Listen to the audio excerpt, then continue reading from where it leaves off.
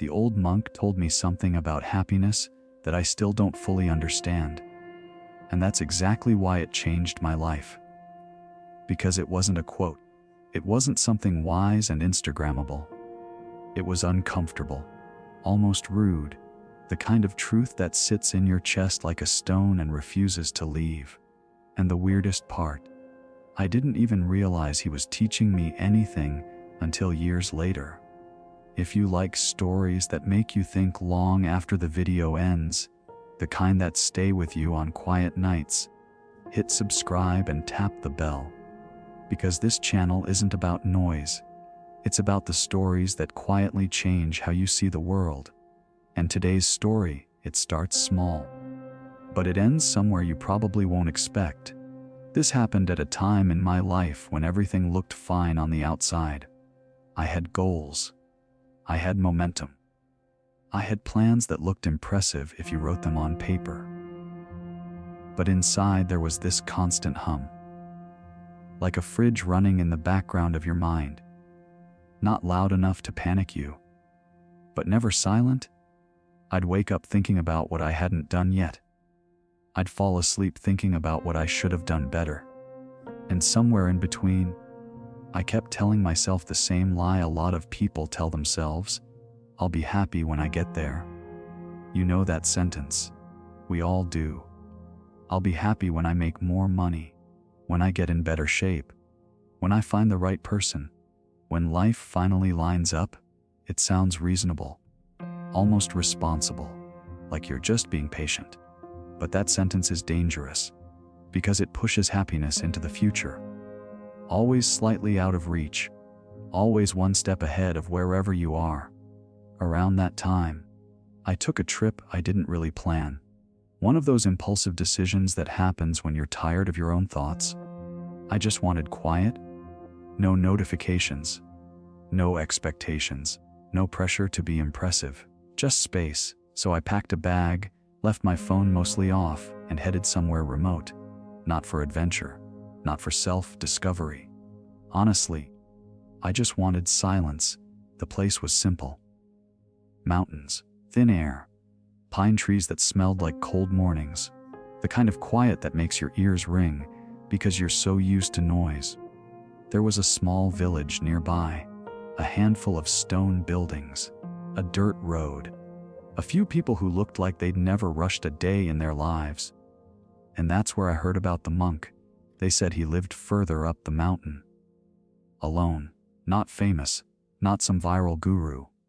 Just an old man people visited when they felt lost. Some said he barely spoke. Others said he could see right through you. Most of it sounded like village mythology. The kind of story every quiet place seems to have. But something about it stuck in my head. Probably because I was tired enough to listen. I didn't go looking for wisdom. I didn't expect some life-changing moment. I was just curious. And curiosity is dangerous. Because sometimes it opens doors you didn't even know were there. The walk up the mountain was longer than I thought. Narrow trail. Uneven stones. The kind of path that forces you to slow down whether you want to or not. And as I climbed, something strange started happening. The thoughts that usually followed me everywhere got quieter. Not gone, but softer. Like they were running out of breath trying to keep up. Halfway up, I almost turned back. Not because it was too hard, but because I started asking myself a simple question. What am I even doing? What am I expecting from this? A secret? A shortcut? A sentence that fixes everything? It felt ridiculous, like chasing something you can't define. And for a second, I thought maybe the real wisdom would be realizing this was pointless and going back down. But I kept going. When I finally reached the top, there was no temple, no dramatic scenery, just a small wooden hut. Weathered, quiet, almost forgettable. If you didn't know it was there, you'd walk right past it. And somehow, that made everything feel more real. He was sitting outside when I arrived. No robes flowing in the wind. No mystical aura. Just an old man in simple clothes, sipping something warm from a metal cup. He looked up at me once, not surprised, not curious, just aware, like he'd seen 1,000 people make that same climb.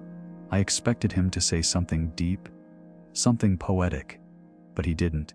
He just nodded toward a rock across from him, a silent invitation. So I sat. We stayed like that for a while. No introductions, no questions. Just wind moving through the trees and the sound of something boiling inside the hut. And I remember feeling oddly uncomfortable. Not because he was intimidating, but because there was nowhere to hide. No small talk, no distractions. Just me and whatever I'd carried up that mountain. Finally, I broke the silence. I asked him the question I didn't even realize I'd been carrying for years. I asked, "How do you find happiness?" He didn't answer. Not right away. He just looked at me. Not intensely. Not judgmentally. Just directly. The kind of look that makes you feel like he's not looking at your face, but at something deeper. Something you don't usually show people. Then he asked me a question instead, and that question was the first crack. He said, "Why do you think you don't have it already?" It caught me off guard. Because I wasn't expecting a mirror. I was expecting a map. But suddenly I was standing there holding a question I didn't know how to answer. I started explaining. You know how we do when we try to sound logical. I talked about goals, about pressure, about wanting more from life, about not feeling settled yet, about that constant feeling of almost, but not quite. It all sounded reasonable coming out of my mouth. Familiar, like I'd rehearsed it in my head 100 times. He listened, quietly. No nodding, no interrupting, just letting me empty everything out, and when I finished, he smiled slightly. Not in a mocking way, not even amused. More like someone who just heard a story they've heard 1,000 times before. Then he did something strange. He reached down, picked up a small pebble, and handed it to me. I remember staring at it confused, waiting for an explanation, some metaphor. Something to make sense of the moment, but he just said, "Hold this. And don't drop it." That was it. No philosophy, no lesson, just a pebble. At first, I thought maybe this was some patience exercise, some mindfulness trick, so I held it. We kept sitting there. Minutes passed, then more. The wind picked up.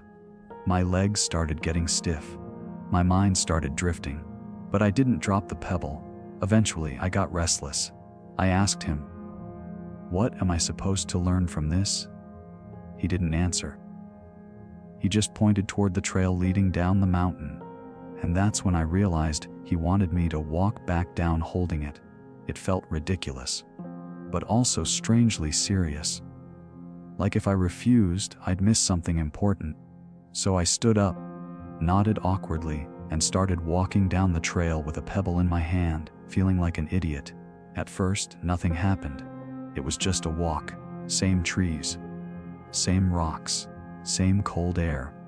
But now I had this tiny responsibility. Don't drop the pebble. It wasn't heavy, it wasn't difficult, but it was always there. A small, constant awareness. A few minutes in, I caught myself getting annoyed. This is pointless, I thought. I came all the way up here for this, a rock. My brain started searching for meaning, trying to force a lesson out of something that felt almost childish. Then I slipped, not badly. Just a small misstep on loose gravel. But in that split second, my hand flinched, and the pebble almost fell. I caught it at the last moment, and something weird happened. My heart jumped, not because I almost fell, but because I almost dropped the pebble. And suddenly I cared, way more than I should have. I kept walking. Slower now, more careful. My attention sharpened. Every step mattered a little more. Not because the path changed, but because I was holding something I didn't want to lose. Halfway down, I realized something unsettling. That pebble had hijacked my mind. I wasn't thinking about the future anymore. I wasn't replaying old conversations. I wasn't worrying about goals or timelines. All my attention had collapsed into one simple thing, this step and the next one. Just enough awareness to keep the pebble from falling. And for the first time in a long time, my mind was quiet, not peaceful in some magical way, just still. When I reached the bottom, I stood there for a moment, staring at the pebble in my palm. It looked exactly the same. Ordinary, meaningless. But something inside me felt different. Like I'd accidentally walked through a door I didn't see. I went back to the village and slept harder than I had in months. The next morning, I kept thinking about that walk. About how something so small could shift my entire mental state. And that's when it hit me. Not like lightning, more like a slow, creeping realization. The pebble didn't give me happiness. It gave me presence. And presence did something my chasing never could. But the real lesson didn't land until much later. Because here's the part I didn't understand that day. I thought the monk was teaching me about focus, about mindfulness, about living in the moment. All the usual phrases we use when we try to package stillness into something neat and shareable. But years later, I realized I completely missed the point. Because the lesson wasn't about the pebble, it was about why I needed it. See, that day, the only way I could feel calm was by holding on to something. By giving my mind a task, a rule, a tiny mission. Without it, my thoughts scattered, pulled in every direction, always chasing something better than now. And that's when the real question started haunting me. If a meaningless pebble could bring me peace, what did that say about the way I'd been living? It took me a long time to sit with that, because the truth wasn't comfortable. The monk didn't give me happiness. He exposed the lie I'd built around it. I'd been treating happiness like a destination, a finish line, something waiting for me somewhere ahead. But that walk down the mountain showed me something brutally simple. My unhappiness wasn't coming from what I lacked. It was coming from where my attention lived. Always ahead. Always elsewhere. Never here. And once you see that, you can't unsee it. But here's where the story takes a turn I didn't expect. Because knowing something doesn't mean you can live it. I went back to my life. Back to noise. Back to goals. Back to the constant motion. And slowly, that quiet feeling faded. Not all at once, just little by little, like fog lifting. The old patterns crept back in, the chasing, the comparisons, the low hum in the background of my mind. And that's when I realized something even more unsettling. You can have a life-changing moment and still go back to living the same life. That scared me, because it meant insight wasn't enough.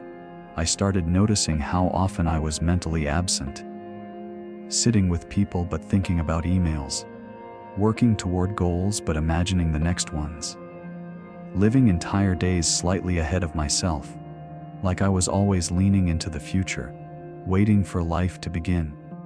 And every time I noticed it, I thought about that pebble, not the object, the feeling, that strange, grounded awareness. So I tried something small. Instead of chasing happiness, I started chasing moments of presence, tiny ones, drinking coffee without my phone, walking without headphones, listening fully when someone spoke. It sounded almost too simple. But something started shifting, not dramatically, not overnight, but subtly, like tuning a radio and suddenly hearing music where there used to be static. And then one day, months later, I understood the monk's lesson in a way that actually shook me. I was sitting somewhere ordinary. Nothing special. No mountains. No silence. Just a regular moment in a regular day. And I caught myself feeling okay. Not ecstatic. Not euphoric. Just okay. And that's when it hit me. I wasn't holding a pebble, but I was present. And for the first time, I saw it clearly. Happiness wasn't something I had to find. It was something I kept stepping over. Because I was always looking past the moment that held it. And that realization came with a twist I wasn't ready for. Because if happiness lives in presence, then most of us aren't unhappy because life is bad. We're unhappy because we're rarely here for it. That thought stayed with me. Still does. And over time, I began noticing something else. Something almost invisible unless you look closely. The happiest people I met weren't the ones with the most.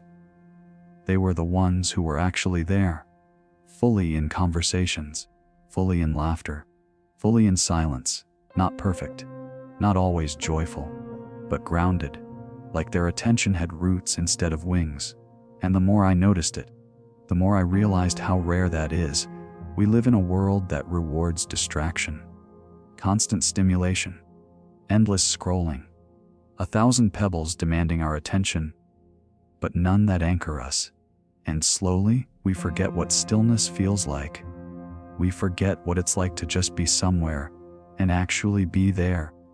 And maybe that's why the monk chose something so simple. Because complicated lessons are easy to admire and ignore.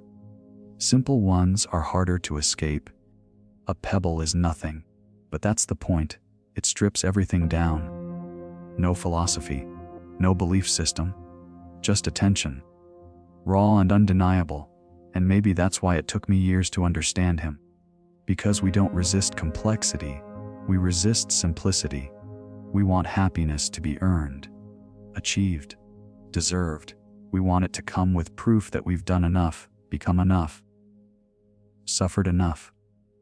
But what if it doesn't work like that? What if happiness isn't a reward waiting at the end, but a state that appears the moment you stop leaving the present? That idea used to frustrate me, because it sounds almost unfair. Like saying the door was always unlocked while you spent years searching for the key.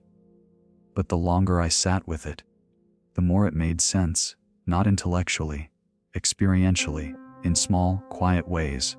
Moments where I wasn't chasing anything, not trying to improve anything, just existing inside the present without arguing with it.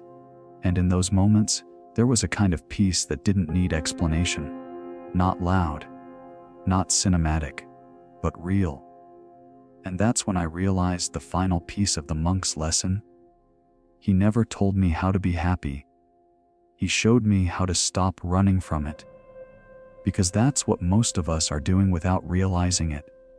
We're sprinting toward a version of life we think will finally let us relax. But in the process, we never relax. We postpone living while trying to build a life worth living. And maybe the strangest part of all this is how easy it is to forget, even now, even after understanding it. I still catch myself drifting into the future, still catch myself postponing joy, still catch myself thinking I'll feel better when, and every time I notice it, I think about that old monk sitting outside a wooden hut, handing a confused stranger a pebble like it was the most obvious thing in the world. No grand speech, no dramatic revelation, just a small, quiet interruption in the way I saw happiness. And maybe that's the real reason the lesson stuck, because it didn't try to impress me. It just refused to leave me. So here's what I want to ask you. Not a big philosophical question, something simpler. When was the last time you were fully here? Not distracted, not multitasking, not mentally somewhere else. Just here? If that question makes you pause, you're not alone. Most of us don't realize how far we've drifted until someone points it out, or until life forces us to slow down. But maybe you don't need a mountain. Maybe you don't need a monk. Maybe all you need is your own version of the pebble. Something small that brings you back. Something that reminds you that life isn't waiting somewhere ahead. It's unfolding right where you're standing. And if this story made you stop and think, I want to hear from you. In the comments, tell me this. What's one moment in your life where you felt completely present? Not the happiest moment, the most real one. I read those, and honestly, they mean more than you think. And if you know someone who's always chasing the next thing, always saying, "I'll be happy when," send this to them.